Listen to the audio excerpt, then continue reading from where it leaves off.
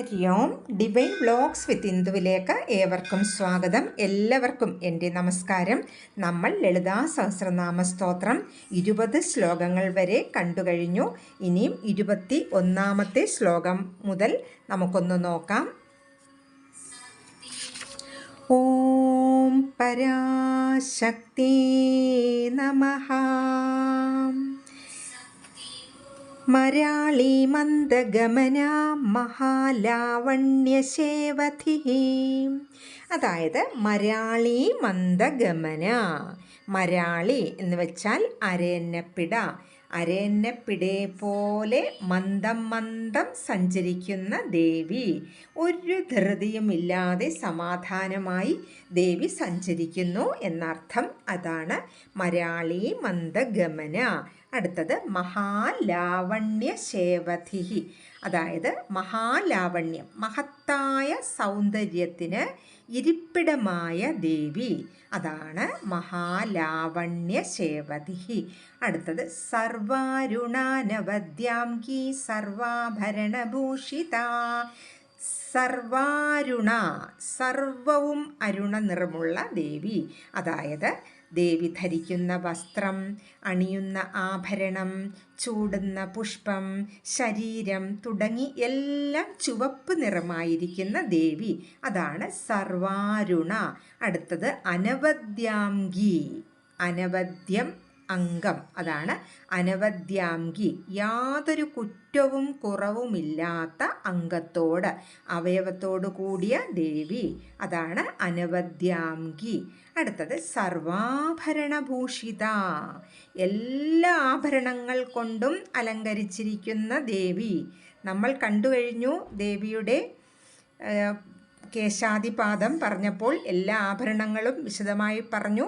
അങ്ങനെ എല്ലാ ആഭരണങ്ങൾ കൊണ്ടും അലങ്കരിച്ചിരിക്കുന്ന ദേവി. അതാണ് സർവാഭരണഭൂഷിത. അടുത്തത് ശിവകാമേശ്വരാംഗസ്ഥ ശിവാസ്വാധീനവല്ലഭ. ശിവകാമേശ്വരാംഗസ്ഥ, ശിവകാമേശ്വര അംഗസ്ഥ. അതായത് ശിവകാമേശ്വരൻ്റെ അംഗത്തിൽ, അതായത് മടിത്തട്ടിലിരിക്കുന്ന ദേവി. അതാണ് ശിവകാമേശ്വരാംഗസ്ഥ. അതായത് ശിവൻ സൃഷ്ടികർമ്മം നിർവഹിക്കുന്നതിന് ശക്തിരൂപിണിയായ ദേവിയെ ധ്യാനിച്ചപ്പോൾ ദേവി ഭഗവാന്റെ മടിത്തട്ടിൽ സ്ഥിതി ചെയ്തു എന്നാണ് പറയുന്നത്. അതുകൊണ്ടാണ് ഇവിടെ ശിവകാമേശ്വരൻ്റെ മടിത്തട്ടിലിരിക്കുന്ന ദേവി എന്ന് പറഞ്ഞതിൻ്റെ അർത്ഥം. അടുത്തത് ശിവാസ്വാധീനവല്ലഭ. ശിവ, ശിവ എന്ന് വെച്ചാൽ മംഗളം. ശിവം എന്ന് വെച്ചാൽ അർത്ഥം മംഗളം.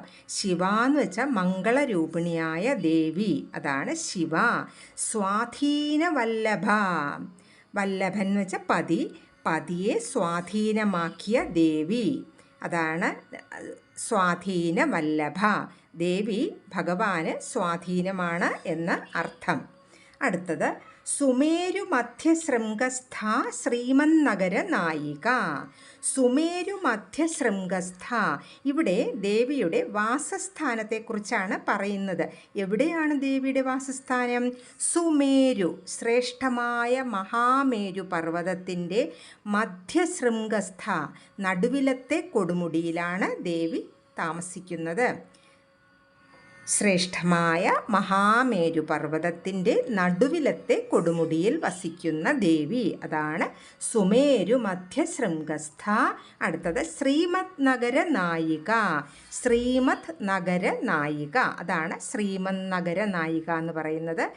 ലക്ഷ്മീ വിലാസമുള്ള, അതാണ് ശ്രീ, ലക്ഷ്മീ വിലാസമുള്ള നഗരത്തിൻ്റെ നായികയായ ദേവി.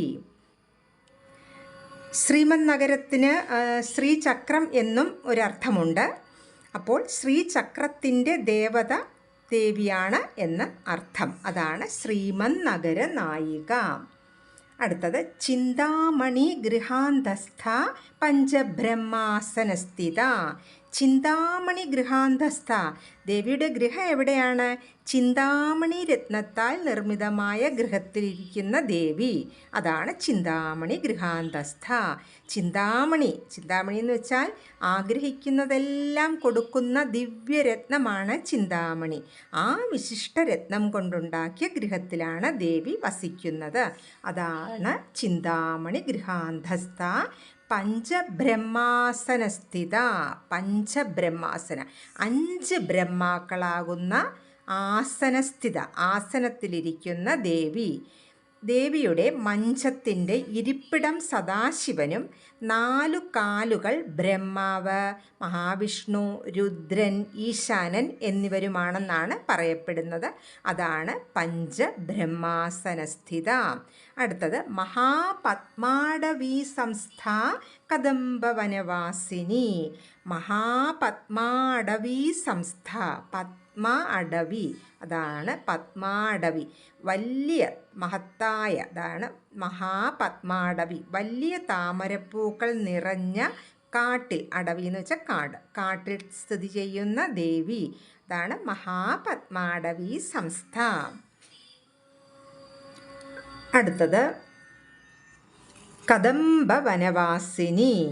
കദംബവനത്തിൽ വസിക്കുന്ന ദേവി, അതായത് ചിന്താമണി ഗൃഹത്തിനെ ചുറ്റിക്കൊണ്ട് മണിമണ്ഡപവും അതിനെ ചുറ്റിക്കൊണ്ട് കദംബവനവും സ്ഥിതി ചെയ്യുന്നു എന്ന് പറയപ്പെടുന്നുണ്ട്. അവിടെയാണ് കദംബവനം, കദംബവനത്തിൽ വസിക്കുന്ന ദേവി. അടുത്തത് സുധാസാഗര മധ്യസ്ഥ കാമാക്ഷി കാമദായിനി. സുധാസാഗര മധ്യസ്ഥ, അമൃതസമുദ്രത്തിൻ്റെ, സുധാസാഗരം എന്ന് വെച്ചാൽ അമൃതസമുദ്രത്തിൽ, അതായത് പാലാഴിയുടെ എവിടെയാണ്? മധ്യസ്ഥായേ, അതായത് നടുവിൽ സ്ഥിതി ചെയ്യുന്ന ദേവി, അമൃതസമുദ്രത്തിൻ്റെ നടുവിലായി സ്ഥിതി ചെയ്യുന്ന ദേവി, അതാണ് സുധാസാഗര മധ്യസ്ഥ കാമാക്ഷി. കാമാക്ഷി എന്ന് വെച്ചാൽ അതീവ മനോഹരമായ കണ്ണുകളുള്ള ദേവി, അതാണ് കാമാക്ഷി. അടുത്തത് കാമദായിനി, ഭക്തന്മാർക്ക് സർവാഭീഷ്ടങ്ങളും അരുളുന്ന ദേവി, അതാണ് കാമദായിനി. ഇനി അടുത്തത് ദേവർഷിഗണസംഘാത സ്തൂയമാന ആത്മവൈഭവ.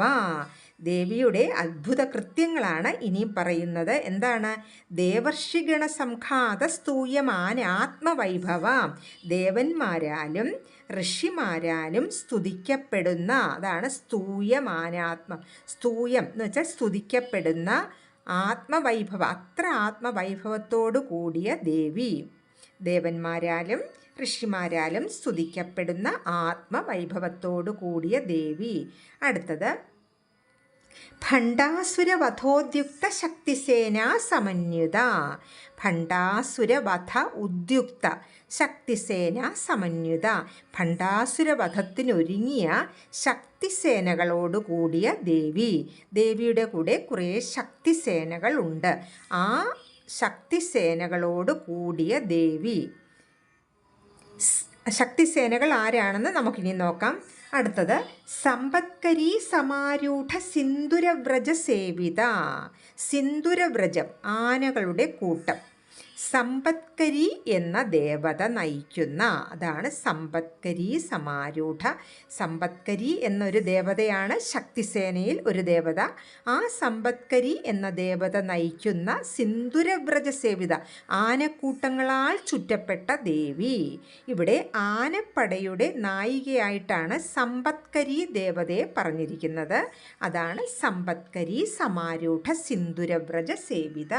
അടുത്തത് അശ്വാരൂഢാധിഷ്ഠിതാശ്വകോടി ഫിരാവൃത. അശ്വാരൂഢ എന്ന ദേവത മറ്റൊരു ശക്തിസേനയാണ് അശ്വാരൂഢ. ആ അശ്വാരൂഢ എന്ന ദേവത നയിക്കുന്ന അനേക കോടി കുതിരകളാൽ ചുറ്റപ്പെട്ട ദേവി. ഇവിടെ കുതിരപ്പടയുടെ നായികയായി അശ്വാരൂഢ എന്ന ദേവത ആണ് ഉള്ളത്. അതുകൊണ്ട് അശ്വാരൂഢാധിഷ്ഠിതാശ്വ കോടി ഫിരാവൃത. ആവൃത എന്ന് വെച്ചാൽ ചുറ്റപ്പെട്ട ദേവി. അടുത്തത് ചക്രരാജരഥാരൂഢ സർവായുധ പരിഷ്കൃത. ചക്രരാജരഥാരൂഢ. ദേവിയുടെ രഥങ്ങൾ, ദേവിക്ക് 3 രഥങ്ങളുണ്ട്. ഒന്ന് ചക്രരാജം, മറ്റേത് ഗേയചക്രം, കിരിചക്രം. അപ്പോൾ ചക്രരാജരഥാരൂഢ, ചക്രരാജം എന്ന തേരിൽ കയറി സർവ ആയുധ പരിഷ്കൃത, എല്ലാ ആയുധങ്ങളാലും അലംകൃതമായിരിക്കുന്ന ദേവി. അതാണ് ചക്രരാജരഥാരൂഢ സർവായുധ പരിഷ്കൃത. അടുത്തത് ഗേയചക്രരഥാരൂഢ മന്ത്രിണീ പരിസേവിത. ഗേയചക്രരഥാരൂഢ മന്ത്രിണീ പരിസേവിത. അടുത്തത് ഗേയചക്രം എന്ന രഥത്തിൽ കയറി മന്ത്രിണീ പരിസേവിത. മന്ത്രിണി എന്ന ദേവതയാൽ, മന്ത്രിണി എന്ന ദേവതയ്ക്ക് മറ്റൊരു പേരുണ്ട്, ശ്യാമളാദേവി എന്നും പറയാറുണ്ട്. അപ്പോൾ ഗേയചക്രം എന്ന രഥത്തിൽ കയറി മന്ത്രിണി എന്ന ദേവതയാൽ നയിക്കപ്പെടുന്ന, പരിസേവിത, നയിക്കപ്പെടുന്ന ദേവി. അതാണ് ഗേയചക്രരഥാരൂഢ മന്ത്രിണീ പരിസേവിത. അടുത്തത് കിരിചക്രരഥാരൂഢ ദണ്ഡനാഥ പുരസ്കൃത. അടുത്ത രഥം ഏതാണ്? കിരിചക്രം. അന്നേരം ദണ്ഡനാഥ എന്ന ദേവതയാണ് ഇതിൽ പറയുന്നത്. ദണ്ഡനാഥ എന്ന ദേവത കിരിചക്രം എന്ന രഥത്തിൽ കയറി മുമ്പിൽ സഞ്ചരിക്കുന്നു. കിരിചക്രരഥാരൂഢ ദണ്ഡനാഥ പുരസ്കൃത. ദണ്ഡനാഥയ്ക്ക് വാരാഹി ദേവി എന്നും പറയാറുണ്ട്. വരാഹരൂപത്തിലുള്ള രഥമെന്നും പറയാം. വരാഹങ്ങൾ അഥവാ പന്നികൾ വലിക്കുന്ന രഥമെന്നും പറയുന്നുണ്ട്. അതാണ് കിരിചക്രരഥാരൂഢ ദണ്ഡനാഥ പുരസ്കൃത. അടുത്തത് ജ്വാലാമാലിനി കാംക്ഷിപ്ത വന്യപ്രാകാര മധ്യക. ജ്വാലാമാലിനി കാംക്ഷിപ്ത വന്യപ്രാകാര മധ്യക. ജ്വാലാമാലിനിക എന്ന പേര്, വേറൊരു ദേവിയുടെ പേരാണ് ജ്വാലാമാലിനിക. ആ ദേവിയാൽ നിർമ്മിക്കപ്പെട്ട എന്താണ്? അഗ്നിക്കോട്ടയുടെ, അഗ്നിക്കോട്ട, അതാണ് വന്യപ്രാക. വഹ്നി, വഹ്നി നമ്മൾ സംസ്കൃതത്തിൽ അങ്ങനെ സൈലൻ്റ് ആക്കത്തേ ഉള്ളൂ. ആ വന്യപ്രാകാര മധ്യക, ആ അഗ്നിക്കോട്ടയുടെ നടുവിൽ സ്ഥിതി ചെയ്യുന്ന ദേവി. അതാണ് ജ്വാലാമാലിനി കാംക്ഷിപ്ത വന്യപ്രാകാര മധ്യക. അടുത്തത് ഭണ്ഡസൈന്യവധോദ്യുക്ത ശക്തിവിക്രമ ഹർഷിത.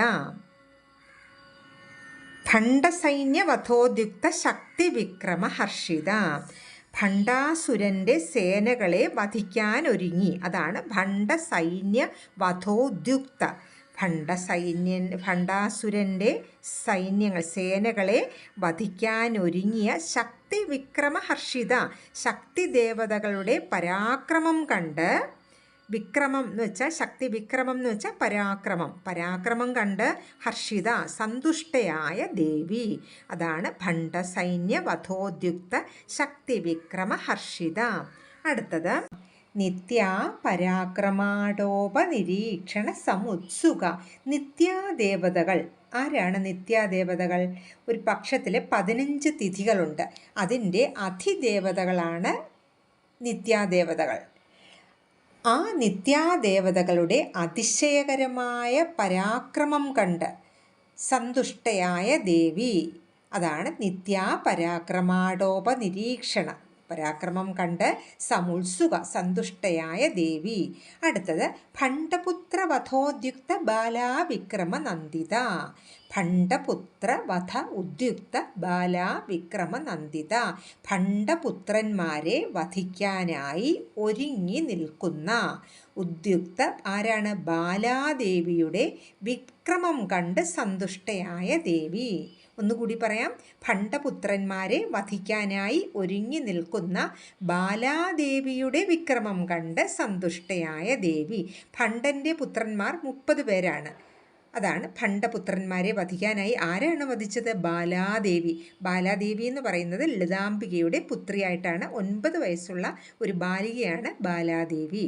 അത് കണ്ട് സന്തുഷ്ടയായ ദേവി. അതാണ് ഭണ്ഡപുത്ര വധോദ്യുക്ത ബാലാവിക്രമ നന്ദിത.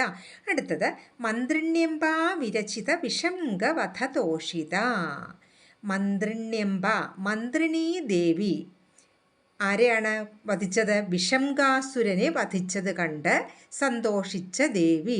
ആരാണ് വിഷംഗാസുരൻ? ഈ ഭണ്ഡാസുരൻ്റെ 2 ചുമലുകളിൽ നിന്നും 2 അസുരന്മാരെ സൃഷ്ടിച്ചു. ആ 2 അസുരന്മാരെന്ന് പറയുന്നത് ഒന്ന് വിഷംകനും മറ്റേത് വിശുക്രനുമാണ്. അങ്ങനെ ആ വിഷംഗാസുരനെ വധിച്ചത് മന്ത്രിണീ ദേവിയാണ്. അതായത് ശ്യാമളാദേവിയാണ് വിഷംഗാസുരനെ വധിച്ചത്. ആ വധിച്ചത് കണ്ട് സന്തോഷിച്ച ദേവി.